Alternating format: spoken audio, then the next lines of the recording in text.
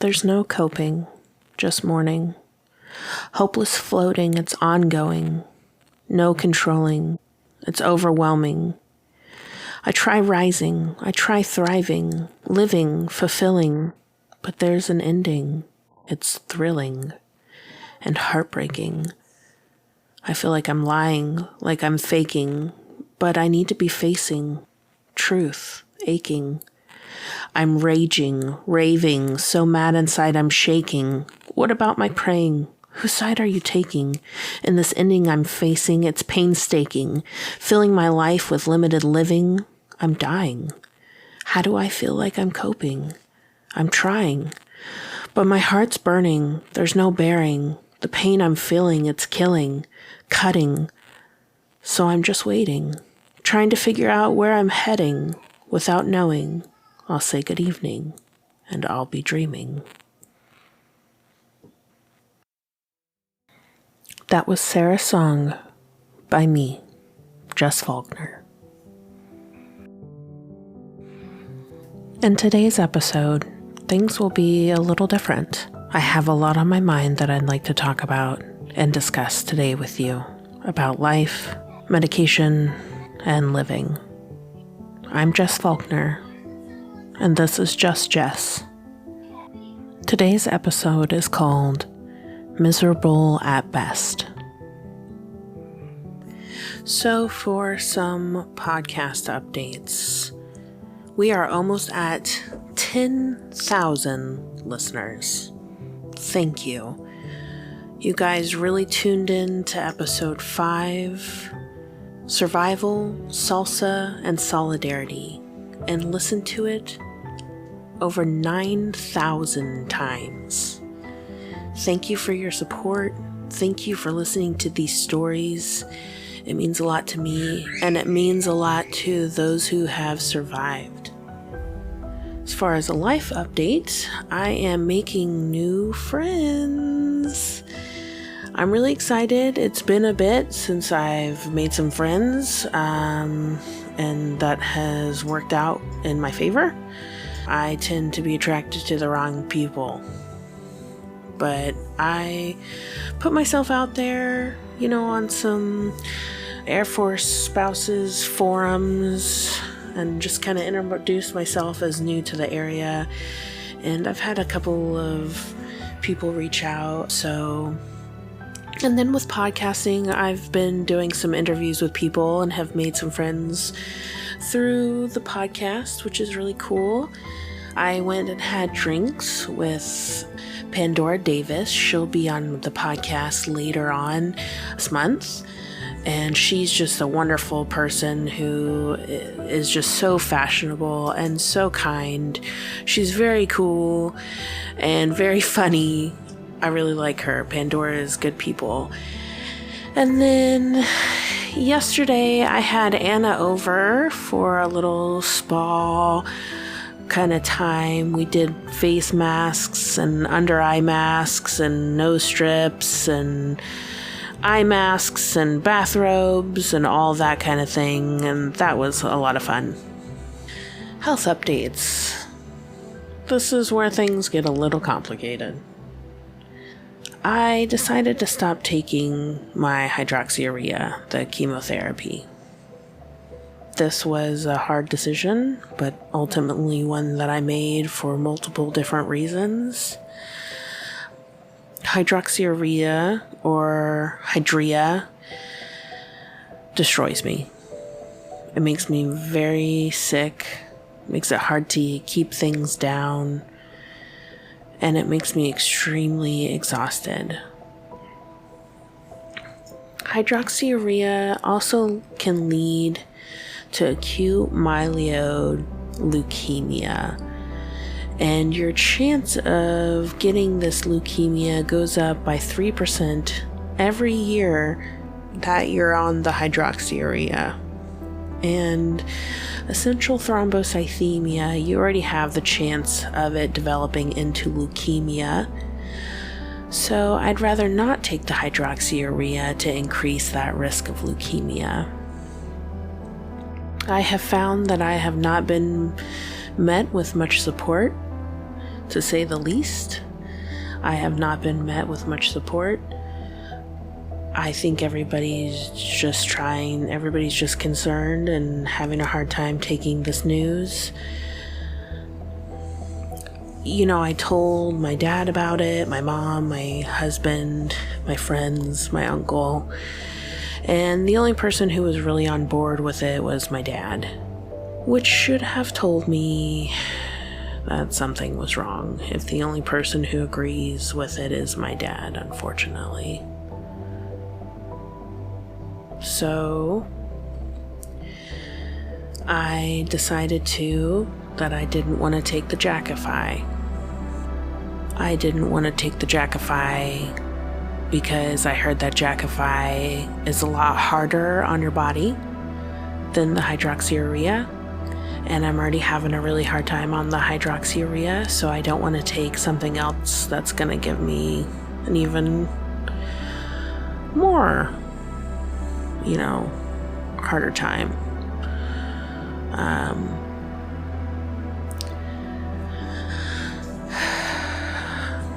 My mom asked me if I was giving up, and that sucked. And I know she was just really upset, which I understand. My husband was kind of upset with me too, which I get. My dad, however, let me tell you, I talked to my dad on the phone, told him that I was done with chemo, and he said, I think that's a good idea. And he, believes that chemo is it's just poison that you're taking. And he says, you don't have the cancer yet. Don't worry about the chemo. And I was like, Dad, I do have cancer. He was like, no, you don't, Jesse. I said, yeah, Dad, I do. It's cancer. What I have is cancer. He says, no, it's a blood disorder. Everything I've read says it's a blood disorder. I said, no, Dad, it's a rare blood cancer. Essential thrombocythemia is a rare blood cancer. So I searched in Google, is essential thrombocythemia cancer? And it says, yes, essential thrombocythemia is a rare blood cancer. I took a screenshot of it and I sent it to him. I told him to look at it. He did, and then he changed his tune about me stopping chemo. He got really mad at me and was saying, how could you do that to your girls? Why would you do that? You have your girls to think about. You need to take your chemo. You have a husband who worships the ground that you walk on. Why would you do this to him? It's not just you. Basically calling me selfish, saying that he was mad, that he'd be mad at me if I didn't do it. And I said, Dad, I know that you're just hurt, and this is how it's coming out right now. And I can understand. I can understand that hurt, that it's a lot, that's how it was coming out for him, was he was angry. So after my husband and my mom and I sat down and talked about it, we decided to switch from taking chemotherapy mode to let's just live our best life mode. And that's what we decided to do, was to switch from focusing on medication that was damaging to focusing on just living life the best that we can, the best life that we can, just enjoying the time that we have. My friends were pretty supportive of my decision. They weren't, I wouldn't say people have been supportive of my decision. I would say people have been supportive of the fact that it is my decision. And my friends have been supportive of the fact that it is my decision. But my beautiful, wonderful friend Anna, such a beautiful friend of mine, reached out to me and she was like, hey, my mom knows this doctor who's a cancer doctor, and we were just kind of talking about you. She was so worried that I was going to be angry at her. And for me, I just saw it as a huge gift. She was giving me this beautiful gift of basically a free consultation with this cancer doctor who's like one of the best in the country. So she gave me his phone number and said, text him and let him know you're going to give him a call. So I did. I texted him and he said, hey, call me in 20-30 minutes. I said, all right. So I called Dr. Greg and I talked to him for a while, and it was so nice. Dr. Greg was so great. It was so nice to talk to somebody that I could understand. I love Dr. Gonzalez. I think he's wonderful, but it's very hard to understand him sometimes. He's so soft-spoken and I'm hard of hearing, so that's not a very good combination. So I talked to Dr. Greg and I told him, I stopped taking the HU and I don't want to take the Jakafi. He kind of put some things in perspective for me, I guess. He did point out, the fact that I'm not alone, that I'm married and I have 2 young children, and that this can be very treatable if I take my medication. And that the Jakafi and the hydroxyurea and the chemotherapy approach has to be taken because I'm high risk. Because my blood clots at such low numbers, and I had that portal vein thrombosis in my liver at such a low platelet count number that I have to be careful. He said, without treatment, I could have 1 year to 5 years. We could just not know. It could be 3 months, 5 years. We just don't know. But there's a high risk because I've already had a serious clot. I also have heart issues. I am tachycardic, and that also plays a part in this. So Dr. Greg said, they're treating it, and without lowering those platelets, I'm just at high risk for a blood clot. And if I get one in my lungs or my brain, then I could die. It could be sudden death. So I'm going to try the Jakafi. Now, my support group says that the Jakafi is pretty rough. It can be pretty rough to start on it. And I don't do well with medications. I don't tolerate medications very well. So I have a hard time with that, and I'm kind of worried that I'll have a hard time with the Jakafi.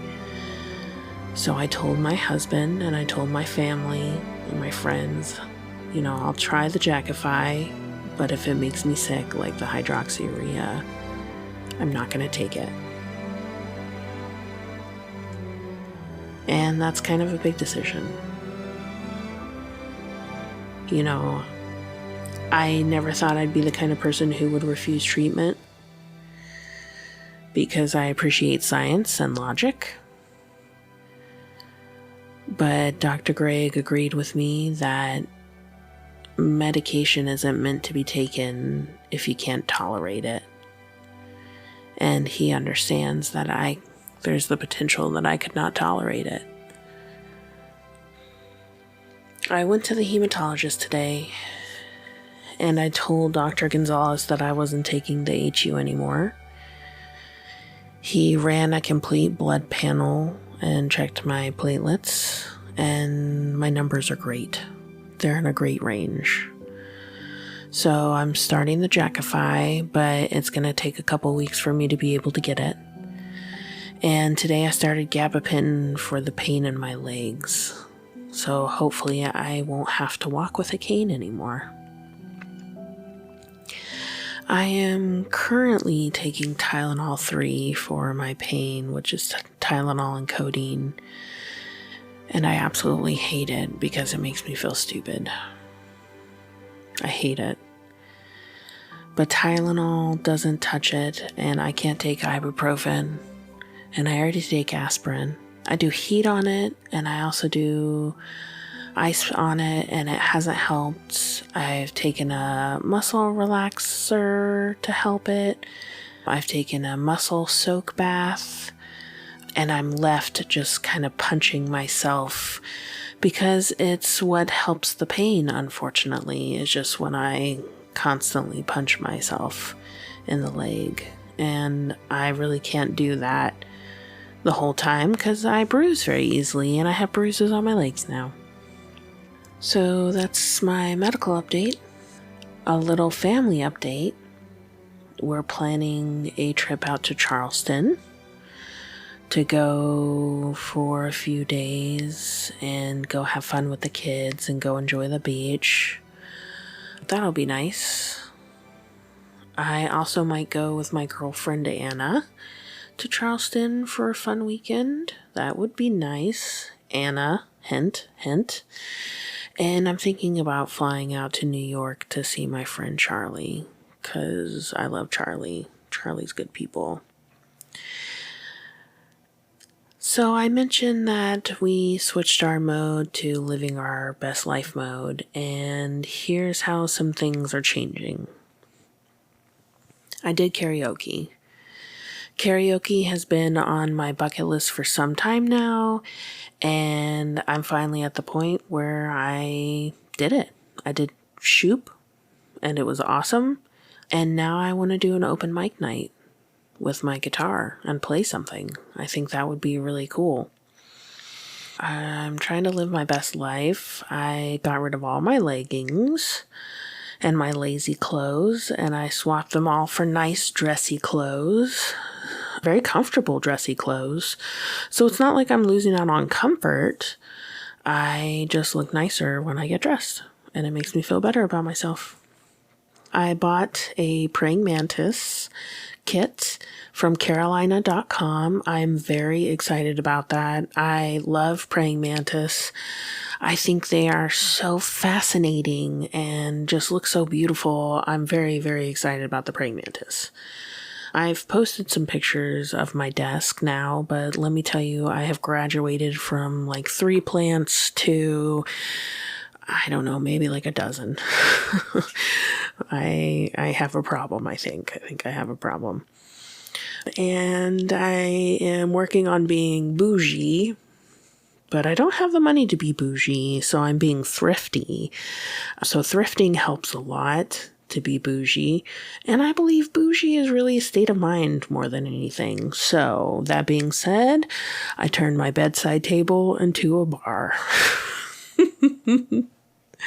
I've got Dr. Peppers and Cokes and pineapple juice and rum and wine and water and gin and tonic and an ice bucket and everything you need to make a good drink, a good nightcap, or just drink a soda or just drink some water.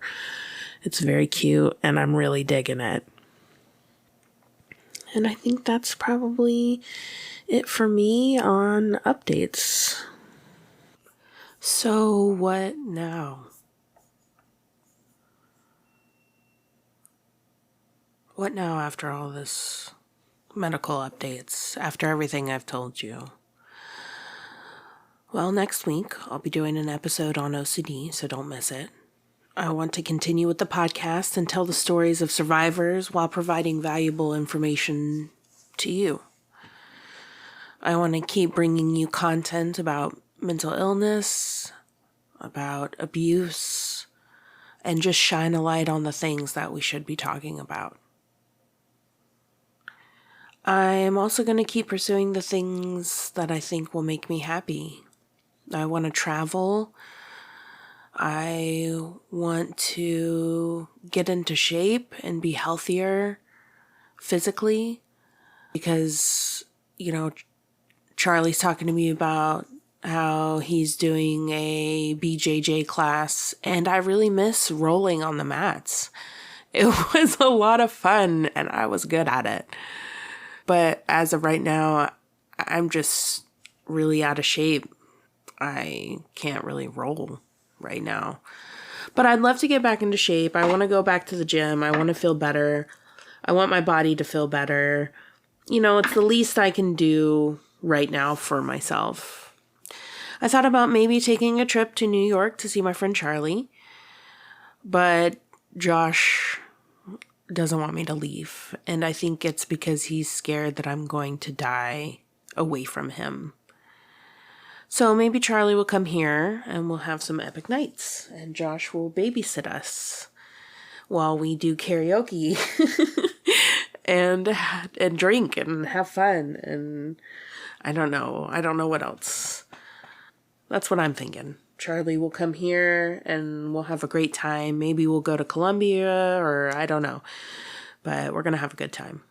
Transitioning from that to this, we've decided to tell the kids how sick I am. And have decided to have, air quotes, the talk with them. Josh and I talked last night, and he was just telling me, Josh lost his dad at a young age when he was 14, I think. Josh lost his dad when he was 14, I believe. And it was hard on him. It was sudden. They didn't know that he was sick, so it was very sudden. And Josh says that maybe if he would have known that his dad was sick, it would have been easier. It would have been easier on him if he was expecting it. So I want it to be easier on the kids. I just want it to be easier on the kids. And I want it to be easier on Josh. And I want it to be easier on my mom. And I want it to be easier on my dad. And it seems like everybody's mad. Everybody's mad about this. And I understand. I get it. It sucks. It sucks. I know everybody's angry because it's just a terrible thing. But it feels like everybody's angry at me. It feels like everybody's mad at me for being sick. And that sucks. So Josh and I laid in bed last night and we talked about death and dying and what that would look like. And I didn't have a problem with it. It was okay. I guess in some odd way, it was comforting to know that we were talking about something that ultimately will happen to everyone, No one is safe from death. It's coming for us all, So we just talked about what that looked like. And here's what we decided and what's currently in my will. So we decided that my body will go to science after everything they can donate is donated. I would love for people to take my skin, my eyes, whatever they can. I want to give as much as I can back to people and then let science have the rest of me. I don't really want a funeral. Maybe a big dinner and a bonfire? But I definitely don't want anything in a church. That wouldn't feel right to me. Because I'm not a churchgoer. I don't believe in organized religion. I'm a spiritual person. I believe in something greater than me, a creator. But I don't believe that I have to go to church to be close to my God, And I don't know if I believe in the Bible. I really don't. It's so weird. It's kind of a recent thing, it's kind of a recent thing for me. I just don't know if I believe in the Bible. Man is so flawed. And to think that a long time ago, these dudes wrote a book of basically guidelines for us to follow. No women wrote any of the chapters in that book. Who decided that? I mean, I don't know. It's just kind of sketchy. Kind of sketchy to me, I guess. So I don't believe in the Bible. What else? What I want in a funeral? So obviously not in a church. I would like everybody to come over to my house and eat dinner and be with my family, and maybe my husband gives some of my stuff away to my friends, you know. Maybe one of my friends wears a size 10 and loves my shoes, you know. Take my shoes, friends. Take my stuff, for real. Come to my house, eat dinner with my family, take my plants, take my stuff off of my husband's hands, you know, be with my children, celebrate my life. That's what I want. Then have a big ass bonfire and play music and drink and just have fun and just celebrate. That's really what I want, because I'm at peace, you guys. Like, when I'm gone, I'm at peace. I'm not in pain. I'm not suffering. I'm good. And I want that to be celebrated. I really do. And I know this might sound so morose, but like, why not talk about this stuff? Why not? It's gonna happen to everyone. I just want to be prepared, you know? So, I hope that all 3 of my children are able to come to my celebration of life dinner bonfire. But I hope all 3 of my kids are able to come, because I want them to take things. I want them, you know, I mean, obviously Ursula and Trixie will be here, but I want Lizzie to be here too. I want her to get all of her letters that I've written her over the past years and all the stuff that I've saved for her. I want her to have all of that. I want my kids to have my guitars and my plants, and you know, I want Josh to decide what he wants to keep and what he wants to give away. And I really hope I can reconnect with Lizzie. That's a big hope of mine. I gave up Lizzie. I was trying to give up Lizzie for adoption, for open adoption, because I knew I couldn't take care of her. But I also wanted to be a part of her life. I wanted her to know that I was the one who birthed her, and that it was my choice to give her to a couple that would love her and be able to take care of her better than I could. But then Lizzie's father's family said that they wanted her. And I fought it. I fought it for a bit, you know.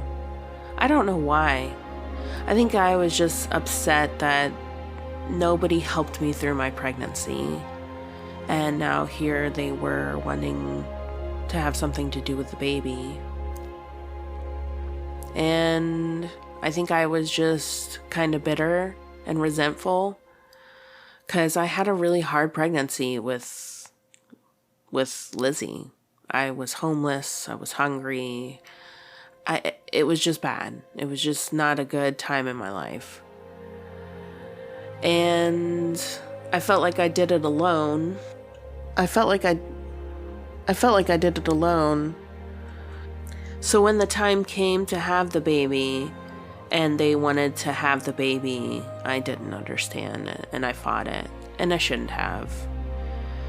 Lizzie's dad, David, is married to a woman named Tila, and Tila wanted to adopt Lizzie, and I fought that too. I did. Gosh. I just didn't. I think I was being selfish, to be honest. I was being selfish because there was no way I could take care of Lizzie. There was no way. I was in an abusive marriage. I couldn't take care of her. She would have seen me struggle, and it wouldn't have been a good environment for her. So, I just wanted her. I just wanted to have a part in her life and her be a part of my life. And I went about it the wrong way, and probably caused irreparable damage between me and Lizzie's dad, which sucks because I'm a very different person than I was, all those years ago. I'm a very different person. And I'm very happy that Lizzie got to be with her dad and with Tila. And it sounds like she's just so happy and has such a wonderful life. And now that I can think about this in a way that's not selfish, that's all I want for her. I just want her to have a happy life.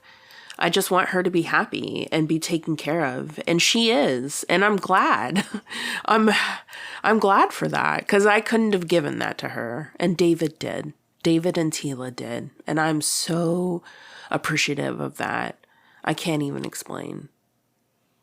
They gave her something I never would have been able to. And I'm so grateful for that. I am. I do hope that we can reconnect before something happens to me. I don't know. I just would like her to meet me because I don't want to pass. I don't want to die and then her live with this regret or the sadness of never meeting her birth mother. That would really suck. Reconnecting with her would be really great. I would really love that. I want to experience everything I can with my kids while I can.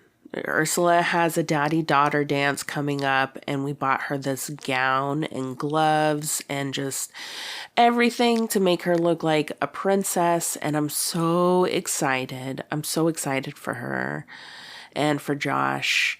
It's going to be magical for her, and that's the kind of stuff I want to be involved in. I just want to watch her dance with her daddy and have a good time, and I think it'll be beautiful.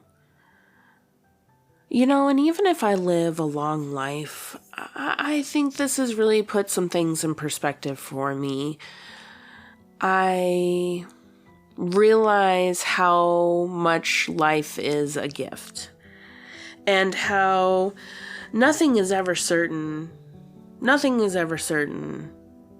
And you have to really just take everything one day at a time and do your best to live your best life every day. That's not easy. But I'm trying. And I want to do better. And I am going to grab life by the horns and jump on and go along for the ride because that's where I'm at right now. And that's what I want to do.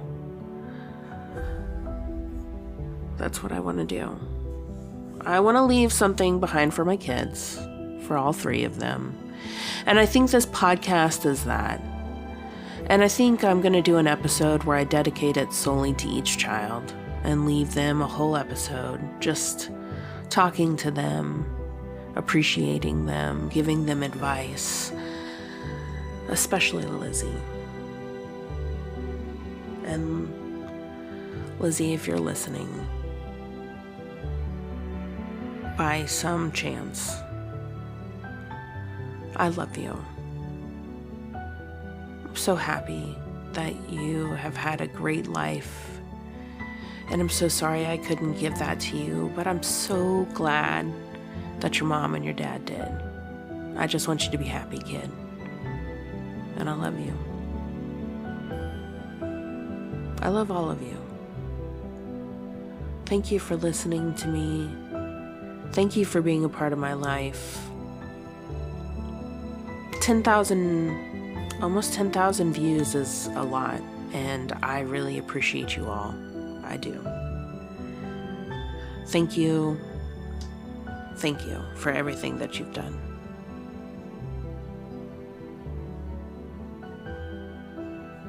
That's it for me today. Thanks for listening. Thanks for being a part of my podcast. Thanks for being a part of my life. Take care of yourselves. Take care of each other. I love you. Bye.